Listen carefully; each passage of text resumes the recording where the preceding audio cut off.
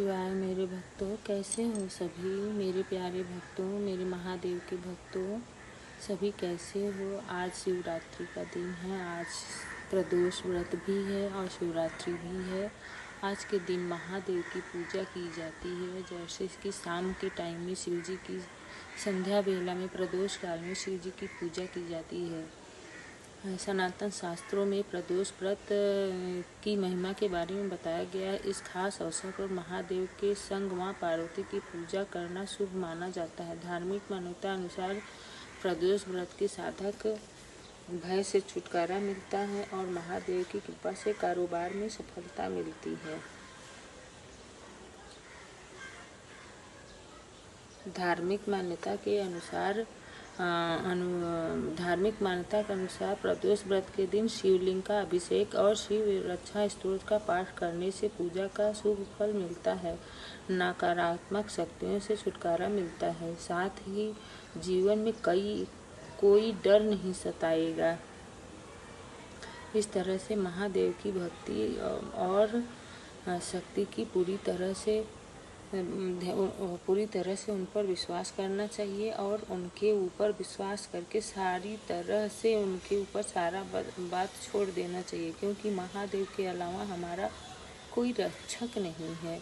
जब हमारा विश्वास इतना अटूट होगा, जिस तरह से हमें विश्वास होता है कि मेरे माँ बाप मेरा हाथ पकड़े, जिस तरह से हम रास्ते में चलते रहते हैं, हमें लगता है मेरी माँ है मेरा हाथ पकड़ी हुई है, मेरे पापा हैं मेरे हाथ पकड़े हुए हैं, तो हमें जहाँ ले जाएंगे तो अच्छा ही जगह ले जाएंगे।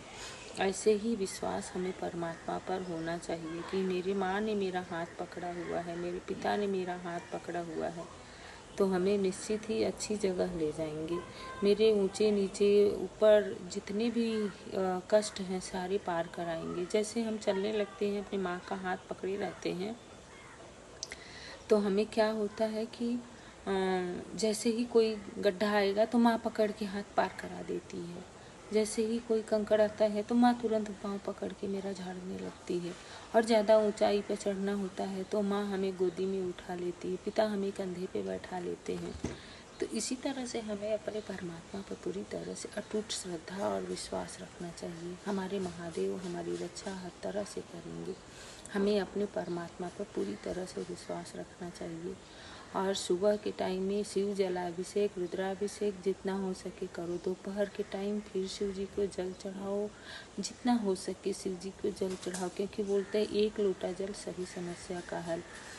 शिव जी को एक जल जो है वही चढ़ा दो तो उन्हीं से ही वो प्रसन्न हो जाते हैं। क्योंकि शिव जी को जो कहा जाता है शिव जी के बारे में, शिव जी जो है भोले भाले हैं। शिव शंकर हमारे भोले भाले हैं, क्योंकि ये भोले भाले हैं, बहुत ही सीधे हैं और जो जैसे मांगता है उसको वर दे देते हैं। आप जरा सोचिए, जरासंध को इन्होंने वर दे दिया और वो क्या किया, उन्हीं को दौड़ा लिया पकड़ने के लिए कि लाइए हम आपके सर जरासंध नहीं, भस्मासुर को भी वर इन्होंने दे दिया। और भस्मासुर इनको पकड़ने के लिए दौड़ा के ले आइए हम आपके सर पे हाथ रखते हैं, देखते हैं आप भस्म होते हैं कि नहीं।